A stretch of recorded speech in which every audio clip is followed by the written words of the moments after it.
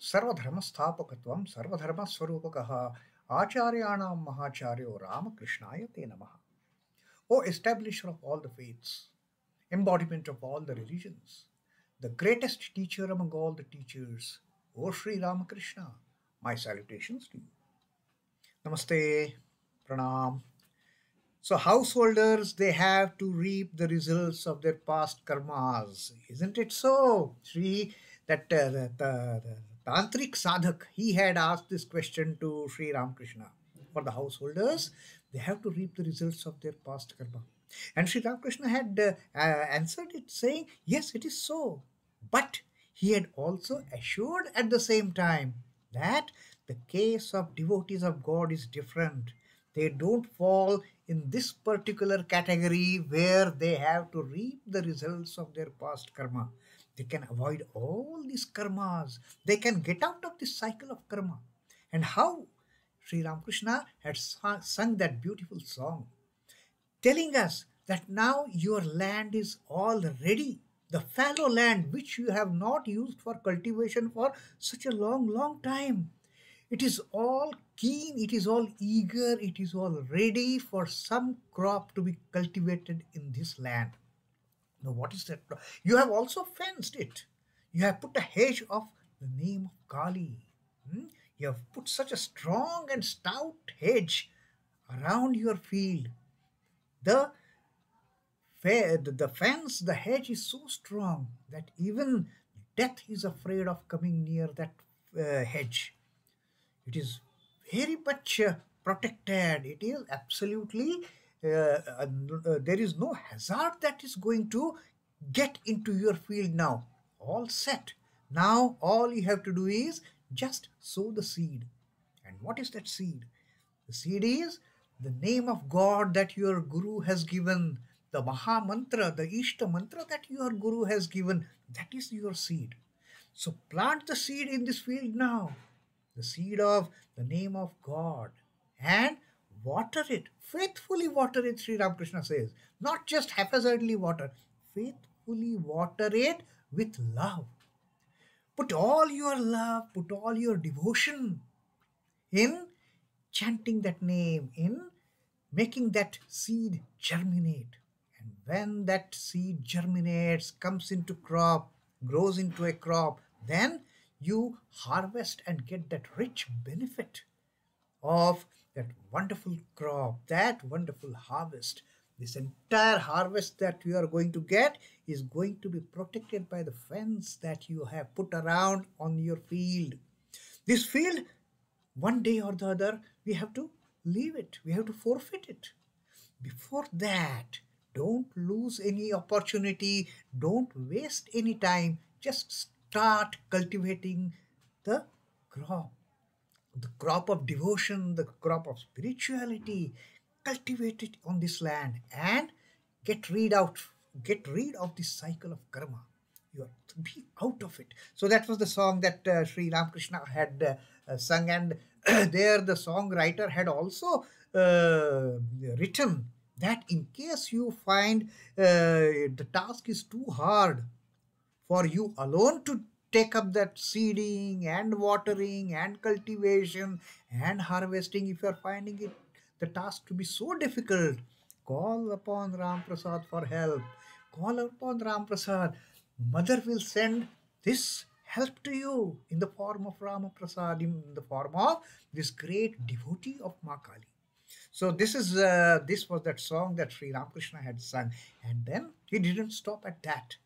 Again, he continued with another song. Now, today was a very special day that Sri Ramakrishna, he wanted to give his teachings in the form of all these wonderful songs, giving his message through these songs.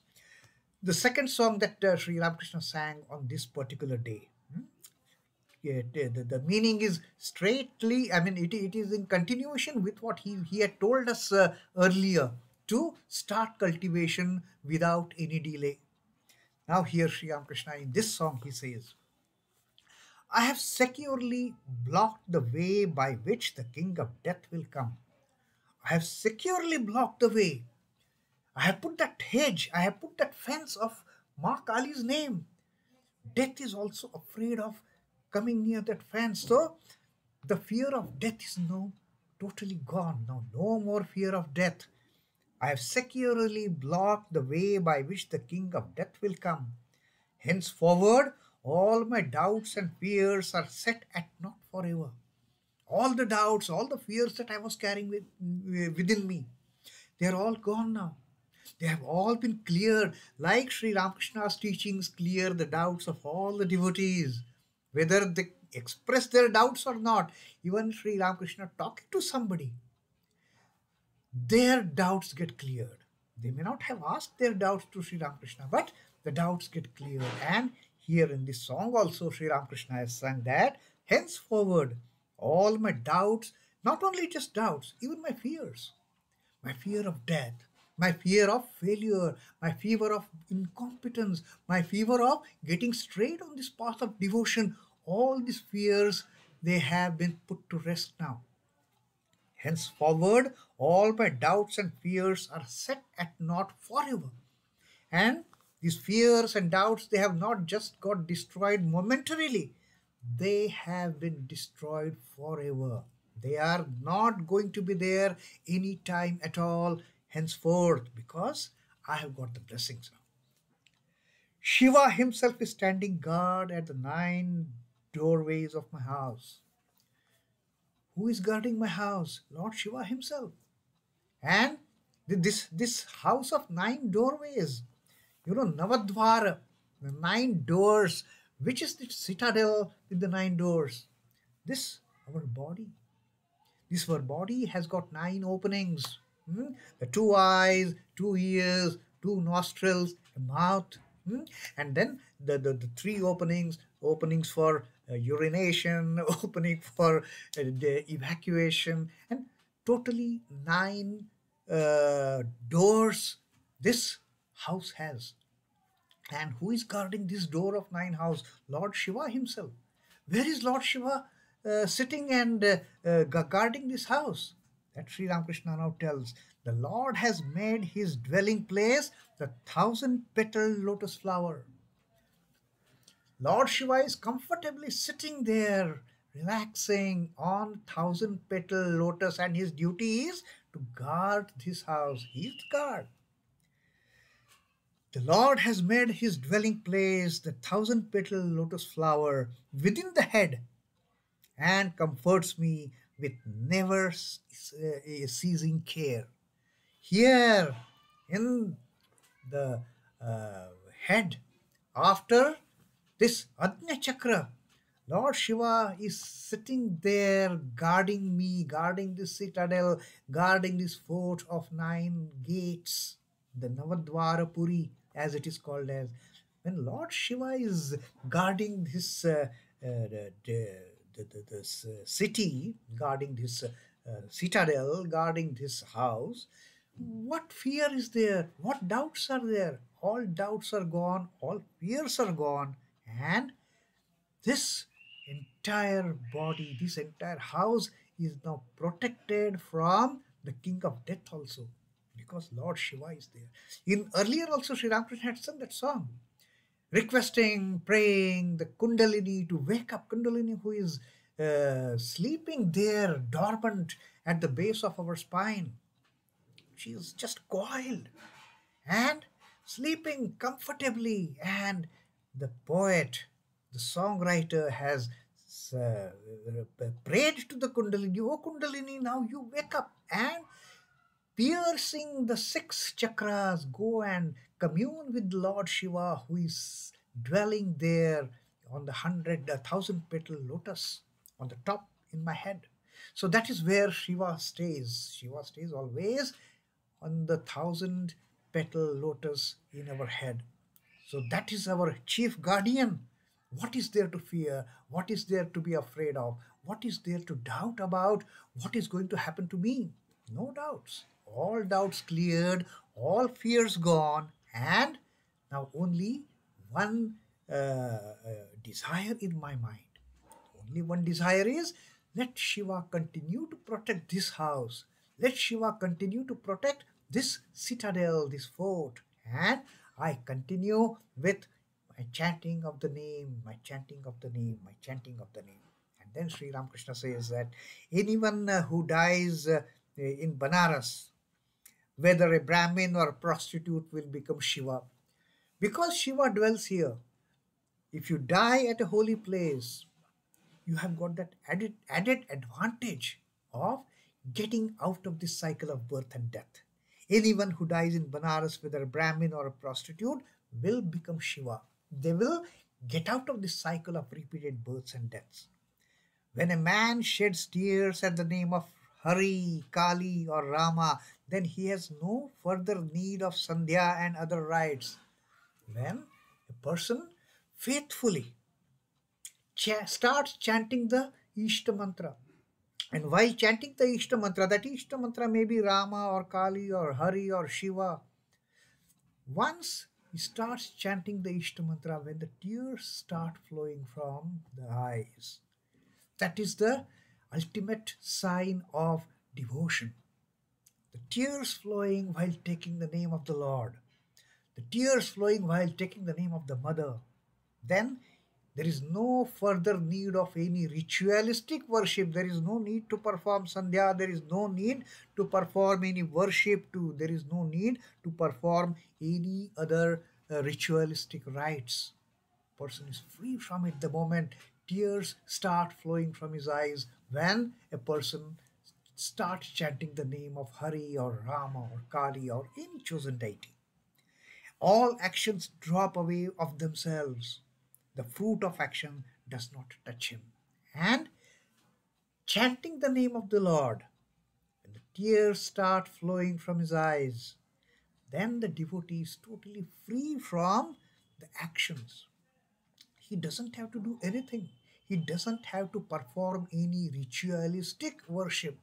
He doesn't have to perform any rituals as such, because the person, that devotee, for that devotee, the fruit of action does not touch. The cycle of karma, the karmic cycle for that matter, you do good, you get back good, you do bad, you get back do bad. That entire karmic cycle is abolished for that devotee who starts shedding tears at the name of the chosen deity, at the name of the Lord, at the name of the Divine Mother. So that is Sri Ramakrishna's teaching through this particular song. And then he sang one more song again. Again, Sri Ramakrishna is in a singing mood today in front of these devotees. So he sings another song. As is a man's meditation. He has sung it earlier also for us. As is a man's meditation, so is his feeling of love. As is a man's feeling of love, so is his gain. And faith is the root of all. Remember, Sri Ramakrishna had sung this song for us, telling us about the importance of faith. That faith is the root of all. We must have that strong faith. We must have that strong faith in the name of our chosen deity, the name that our Guru has given to us. Once we have that strong faith, that lies as that the base for all the other progress that we may make on our spiritual path. Faith is the lowermost and most critical base for that entire progress. As is man's meditation, so is his feeling of love. As the meditation gets deeper, the feeling of love becomes stronger and stronger. As we get deep into the practice of meditation, love in our heart, love in our mind for the lotus feet of the Lord, it becomes much more stronger as the meditation deepens. And as is a man's feeling of love, so is his gain. As our love becomes stronger, as our love becomes so much strong, so much deep, so much devoted, this love, so is the gain. More the love, more are our chances of getting liberation. More the love, more are our chances of having the God realization. But before this, Sri Ramakrishna says, before the meditation, getting into the love and getting into the further gains with the stronger love, faith is the root of all. Have that strong faith. If in the nectar lake of Mother Kali's feet my mind remains immersed, of little use are worship, oblations of sacrifice. If my mind is immersed in the lotus, in the nectar lake of Mother's name, in the nectar lake of Mother Kali's feet, if my mind remains immersed, then I don't have to follow any of these ritualistic practices. There is no need for any worship, there is no need for any oblations, there is no need for any sacrifices, there is no need for even waving the incense sticks or waving the lamp. All these the worship, the activities, the ritualistic activities, they need not be performed, or they automatically get dropped once the mind gets immersed at the lotus feet of Mother Kali. So that was the song Sri Ramakrishna had sung. And the last song again Sri Ramakrishna sings for these devotees, that having taken the name of my mother, what is the need to make all those pilgrimages? Why should I go to Ganga or Gaya, to Kashi, Kanchi or Prabhas, so long as I can breathe my last with Kali's name on my lips? When I'm breathing my last, at the last moment, if I have Mother Kali's name on my lips, what is the need for me to go and do all those pilgrimages, go to Ganga, go to Gaya, go to Kashi, go to Kanchi, go to Prabhas? All these holy places become immaterial for me when I have taken shelter at my Mother Kali's feet with the name of my Mother Kali on my lip. And then Sri Ramakrishna says, when a man merges himself in God, he can no longer retain the wicked or sinful tendencies. Now, this Sri Ramakrishna is talking in relation with that doubt, the tamasic, the tantric sadhak. He had asked whether we have to about these pairs of opposites, that there is good and bad, there is holy and unholy, there is pious and there are wicked people in this world. God has created everything. Sri Ramakrishna told him, it is God's will. It is God's will that He has created sweet fruits. It is God's will He has created the bitter fruits also. But then, when a man merges himself in God, he has to no longer bother about whether I am wicked, whether I am strong, whether I am pious, whether I am holy, whether I am unholy, whether I am good, whether I am bad. All these pairs of opposites, they go away, they fly away from the person who has devoted himself or herself to God. So that is Sri Ramakrishna's teaching to this. The Tantric has got some more doubts, and he is going to ask Sri Ramakrishna again whatever doubts he has, and Sri Ramakrishna is going to dispel all the doubts in the subsequent teachings. Till then, Om Namah Shri Bhagavate Ramakrishnaya. Sri Ramakrishna Arpanamastu. Jai Thakur, Jai Ma, Jai Swami.